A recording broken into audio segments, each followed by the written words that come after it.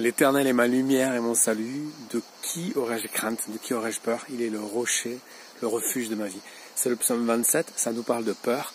Et je pense qu'aujourd'hui, on est dans un monde peut-être plus qu'il y a quelques années où on a peur.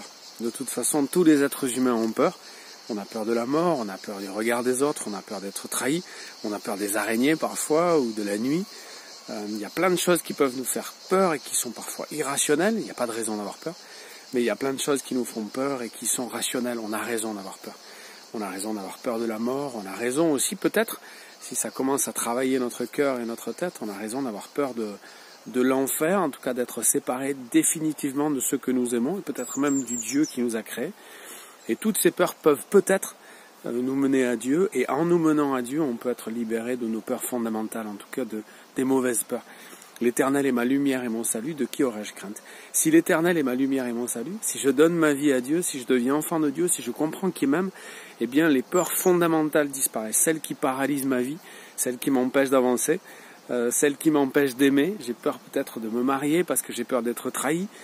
J'ai peur d'avoir des enfants parce que j'ai peur de ce monde dans lequel nous vivons. Eh bien, confier sa vie à Dieu, croire qu'il maîtrise cette histoire et qu'il maîtrise ma vie, eh bien, c'est être libéré de toutes ces peurs fondamentales qui vont gâcher notre vie.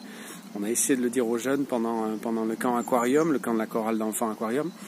J'essaie de vous le dire dans cette vidéo. Voilà, on peut être vraiment libéré de nos peurs fondamentales. Ça ne veut pas dire que plus rien ne nous fera peur.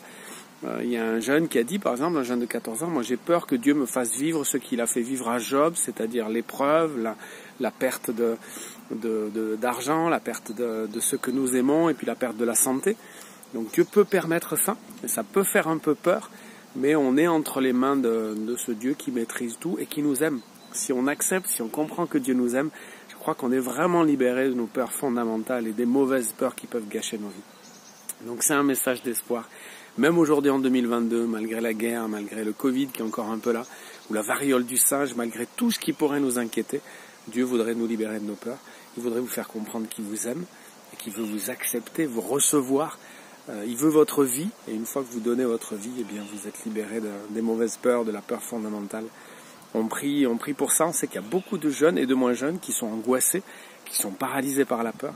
Eh bien que Dieu puisse vous libérer. L'Éternel est ma lumière et mon salut. De qui aurais-je crainte? De qui aurais-je peur? Il est le rocher, le refuge de ma vie.